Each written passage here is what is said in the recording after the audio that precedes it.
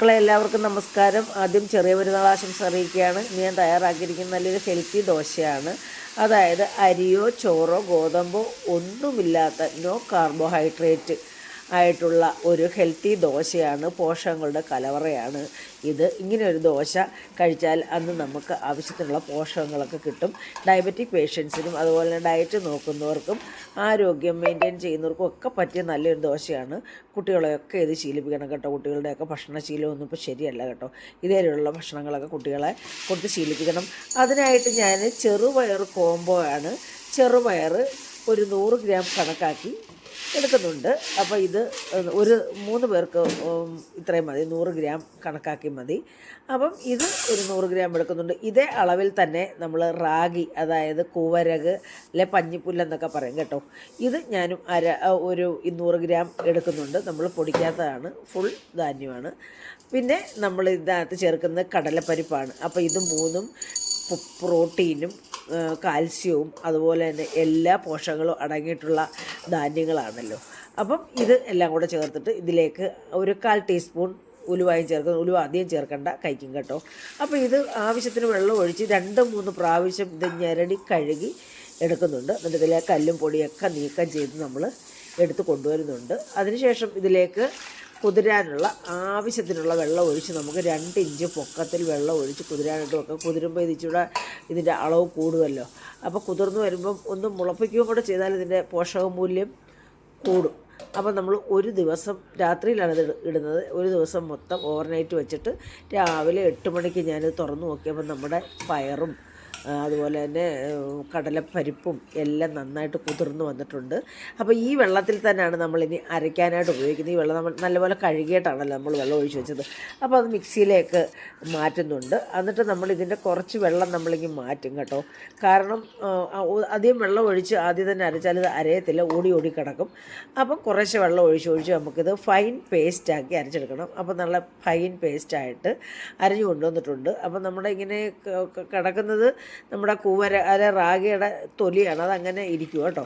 അപ്പോൾ ഇത് നമ്മളൊരു പാത്രത്തിലേക്ക് മാറ്റി അത് നമ്മൾ 1 ടീസ്പൂൺ ഉപ്പും കൂടെ ചേർത്ത് കൂട്ടി കുഴച്ച്, അപ്പോൾ ഇതേ കൺസിസ്റ്റൻസിയിലായിരിക്കണം. കൂടുതൽ വെള്ളമായാൽ പിന്നെ പാടായിരിക്കും നമുക്കിത് പരത്തി ഉണ്ടാക്കിയെടുക്കാനായിട്ട് കേട്ടോ. അപ്പോൾ ഇതേ ലൂസിലായിരിക്കണം നമ്മളിത് പാകപ്പെടുത്തി എടുക്കേണ്ടത്. എന്നിട്ട് നമ്മളിത് ഇതെല്ലാം മിക്സ് ചെയ്തിട്ട് 1 മണിക്കൂർ നമ്മളിത് മാറ്റി വെക്കുന്നത് ഒന്ന് സെറ്റാകാൻ വേണ്ടിയാണ് കേട്ടോ. ഈ സമയത്ത് നമുക്കൊരു ചമ്മന്തി, ഈ ചമ്മന്തിയാണ് കുറുകിയ ചമ്മന്തിയാണ് ഈ ദോശയ്ക്ക് നല്ലത്. അപ്പോൾ ഇഞ്ചി, പച്ചമുളക്, അതുപോലെ തന്നെ സവാള ഉള്ളിയാണ് ഞാൻ എടുത്തത്. ഈ ചെറിയ ഉള്ളിയാണെങ്കിലും ചെറിയ ഉള്ളിയാണെന്നുള്ള നല്ലത്. അപ്പം സവാളയും കുഴപ്പമില്ല. അപ്പം നമ്മൾ ഇതും എല്ലാം കൂടെ മിക്സിക്കകത്തിട്ട് നല്ല തരിതരിപ്പോടുകൂടി നമുക്ക് അരച്ചെടുക്കണം കേട്ടോ. അങ്ങ് ഫൈൻ പേസ്റ്റ് ആക്കരുത്. നല്ല കുറുകിയ ചമ്മന്തിയാണ് നമുക്ക് ഈ ദോശ കഴിക്കാനായിട്ട് നല്ലത്. അപ്പോൾ ഇതെല്ലാം നല്ല തരിതരിപ്പോടുകൂടി അരയ്ക്കുന്നുണ്ട്. പിന്നെ ഇതിലേക്ക് ചേർക്കാൻ 3-4 ചെറിയ ഉള്ളി, വറ്റൽമുളക്, കറിവേപ്പില എടുത്തിട്ടുണ്ട്. ചീനിച്ചട്ടി അടുപ്പിൽ വെച്ചു.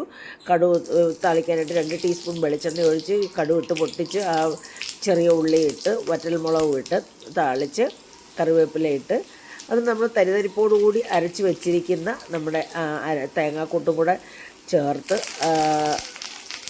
കൂട്ടി ചേർക്കുന്നുണ്ട് കേട്ടോ. അപ്പോൾ ഇതെല്ലാം മൂത്ത് വന്നിട്ടുണ്ട്. നമുക്കിനി ആ തേങ്ങാക്കൂട്ട് ചേർത്ത് കൊടുക്കാം. നമ്മൾ മിക്സ് കഴിയ വെള്ളം കൂടെ ഒഴിച്ച് കൊടുക്കണം. ഇതേ രീതിയിൽ കുഴമ്പ് രൂപത്തിലായിരിക്കണം ഈ ചമ്മന്തി. ഈ ദോശ തിന്നാൻ ഈ ചമ്മന്തിയാണ് നല്ലത്. അപ്പോൾ നമ്മൾ ഒരു 1/2 ടീസ്പൂൺ ഉപ്പും ചേർത്ത് ആവശ്യത്തിന് ഉപ്പും ചേർത്ത് നമ്മളത് കൂട്ടിക്കുഴച്ച് ഒന്ന് തിളപ്പിക്കുന്നുണ്ട് കേട്ടോ. തിളപ്പിക്കേണ്ട, ഒന്ന് ചൂടാക്കുക. കാരണം അതിൻ്റെ അരപ്പിൻ്റെ പച്ചച്ചുവയൊക്കെ മാറാൻ വേണ്ടി ഒന്ന് ചൂടാക്കിയേ പറ്റൂ. എങ്കിൽ ടേസ്റ്റിന് വ്യത്യാസമൊന്നുമില്ല, നല്ല ടേസ്റ്റാണ് കേട്ടോ. അപ്പോൾ ഇത് നമ്മൾ ചൂടാക്കി നമ്മളിനി സെർവിങ് പ്ലേറ്റിലേക്ക് ഉപ്പുമൊക്കെ നോക്കിയിട്ട് മാറ്റുന്നുണ്ട്. അപ്പോൾ നമ്മൾ പച്ചമുളകും ഇഞ്ചിയും നമ്മുടെ ദോശയ്ക്കകത്ത് ചേർത്താലും ഒന്നുകൂടെ നല്ലതാണ്. അപ്പോൾ അധികം എരിവ് നമുക്ക് വേണ്ട, അതുകൊണ്ടാണ് ഇങ്ങനെ ചേർക്കായിരുന്നത് കേട്ടോ. അപ്പോൾ നമ്മൾ നമ്മുടെ മാവെല്ലാം നല്ല ഇതേ രീതിയിൽ നല്ല പെർഫെക്റ്റായിട്ട് വന്നിട്ടുണ്ട്.